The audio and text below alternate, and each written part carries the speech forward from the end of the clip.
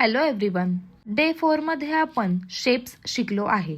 तर डे 5 ला आपण दोन सोपे स्टिच शिकणार आहोत, डबल चेन स्टिच आणि रिव्हर्स चेन स्टिच. सुरुवातीला नीडल कापडावरून वर काढा, त्यानंतर एक एक लूप व्यवस्थित करून घ्यायचा आहे. दोन्ही स्टिच खूप सुंदर दिसतात आणि शिकायला सोपे आहेत.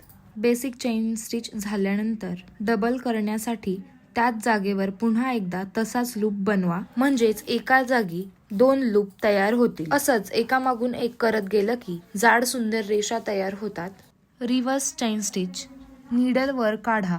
सुरुवातीला आपण बेसिक चेन स्टिच टाकून घेणार आहोत, त्यानंतर एक उलटी चेन स्टिच तयार करायची आहे. हे परत परत करत जायचं आहे. स्मूथ नीट चेन मिळते. चेन स्टिच साठी छोट्या काही टिप्स आहेत. तर धागा फार घट्ट ओढायचा नाहीये. त्यानंतर लूप्स छोटे ठेवले तरीही स्टिच सुंदर दिसते. तर हा होता डे 5. आज आपण डबल चेन आणि रिव्हर्स चेन शिकलो. तर डे 6 ला आपण झिगझॅग स्टिच पाहूया.